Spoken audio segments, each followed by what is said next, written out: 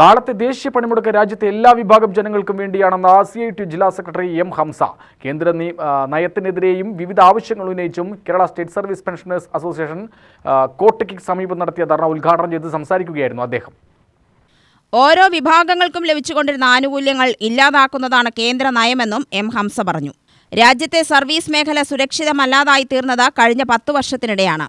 PFRDA നിയമം തികഞ്ഞ തൊഴിലാളി ദ്രോഹമാണ്. രാജ്യത്തെ അമേരിക്കയ്ക്ക് തീരെഴുതുന്നതാണ് അമേരിക്കയുമായുള്ള വ്യാപാര കരാർ. 29 നിയമങ്ങൾ 4 ലേബർ കോഡുകൾ ആക്കിയതിലൂടെ മുതലാളിത്ത ചൂഷണത്തിന് വഴിയൊരുക്കുകയാണ്. നിലവിലെ പെൻഷൻകാരുടെ ക്ഷേമങ്ങൾ 2026 ശേഷം പുതുക്കേണ്ട എന്നത് ആരെ സഹായിക്കാനാണെന്ന് വ്യക്തമാണ്.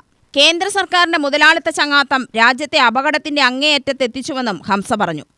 നമുക്ക് നമ്മുടെ വിത്ത് കൊണ്ട് കൃഷി ചെയ്യാനുള്ള അധികാരം കൃഷിക്കാരനില്ലാത്ത ഒരു ഇന്ത്യ മാറാൻ പോവുക. നമുക്ക് മരുന്നിന്റെ ഫോർമുല അറിയുന്ന വെക്കാം. നമുക്ക് മരുന്ന് ഉൽപ്പാദിപ്പിക്കാൻ പറ്റും. ലൈസൻസ് വേണ്ടേ? അതിന്റെ പാറ്റന്റ് വേണ്ടേ? നമുക്കൊരു നല്ല മരുന്ന്, ഇപ്പൊ പാരാസിറ്റമോൾ എന്ന് പറയുന്ന മരുന്ന് ഉൽപ്പാദിപ്പിക്കുന്ന കമ്പനി ഷൊർണൂരിലുണ്ട്. അതിന്റെ ഫോർമുല അറിയുന്ന നല്ല കുട്ടികളും ഉണ്ടാവും, നല്ല പഠിച്ച കുട്ടികളും ഉണ്ടാവും. പക്ഷെ ആ ലൈസൻസ് ഇല്ലാതെ, അതിന്റെ പാറ്റന്റ് ഇല്ലാതെ അത് ഉൽപ്പാദിപ്പിക്കാൻ പറ്റുമോ? അതുപോലെയുള്ളൊരു നിയമം വിത്ത് ബില്ലുമായി ബന്ധപ്പെട്ട് വരികയാണ്. വിത്ത് ഉൽപ്പാദിപ്പിക്കാനോ വിത്ത് ഉപയോഗിച്ച് നമ്മുടെ വിത്ത് ഉപയോഗിച്ച് നമുക്ക് കൃഷി ചെയ്യാനോ പറ്റാത്തൊരു രാജ്യമായി ഇന്ത്യ രാജ്യം മാറാൻ പോവുകയാണ്.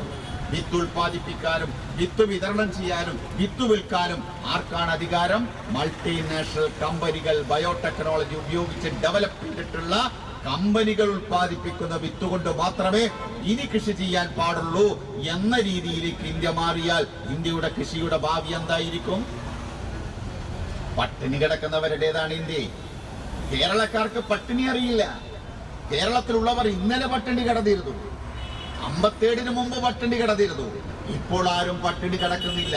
ഇപ്പോൾ നമ്മുടെ പ്രശ്നം എന്താ? നമ്മുടെ കുട്ടികൾ ഭക്ഷണം കഴിക്കണില്ല എന്നുള്ളതാണ്. നമ്മുടെ പേരക്കുട്ടികൾ ഭക്ഷണം വേണ്ടത്ര കഴിക്കണില്ല എന്നുള്ളതാണ് നിങ്ങളുടെ പ്രശ്നം.